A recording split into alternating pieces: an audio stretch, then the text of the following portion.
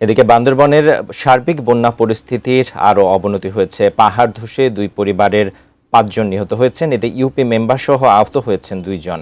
বান্দরবন থেকে বিস্তারিত জানিয়েছেন প্রতিনিধি মিনারুল হক।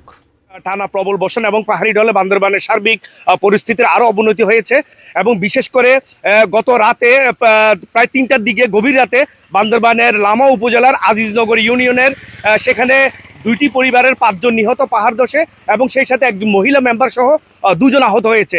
গভীর রাতে এই ঘটনার পর স্থানীয়রা তাদের উদ্ধার করে লামা উপজেলা স্বাস্থ্য কমপ্লেক্সে নিয়ে গিয়েছে।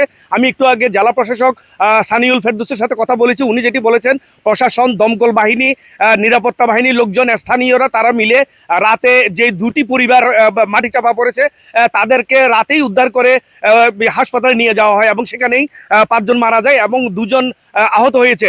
এবং এছাড়া বান্দরবানের শহরের কাছেই কালাঘাটা এবং যে বড়ুয়া ট্যাগ রয়েছে সেখানেও 5টি ঘর বাড়ি পাহাড় ধসে ক্ষতিগ্রস্ত হয়েছে এবং সার্বিক পরিস্থিতিতে কিন্তু যেইভাবে ভারী বর্ষণ হচ্ছে সেখানে কিন্তু পাহাড় ধসের আরও ঘটনা ঘটেছে। ইতিমধ্যে প্রশাসন এবং পৌরসভা, ইউনিয়ন পরিষদের পক্ষ থেকে বিভিন্ন জায়গায় যেখানে ঝুঁকিপূর্ণ বসবাস করছে সেখানে মাইকিং করা হচ্ছে। বান্দরবানের যে 3টি নদী রয়েছে, যে সাঙ্গু, মাতামুহুরী, বাকখালী নদী, এগুলি বিপদসীমার উপর দিয়ে পানি প্রবাহিত হচ্ছে এবং ইতিমধ্যে নিম্নাঞ্চল প্লাবিত হয়েছে।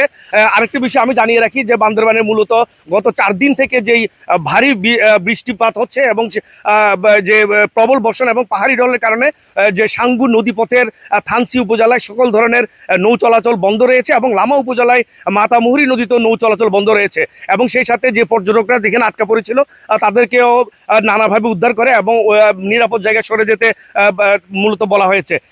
এটি ছিল আমার কাছে বান্দরবানের আবহাওয়া পরিস্থিতির সর্বশেষ তথ্য।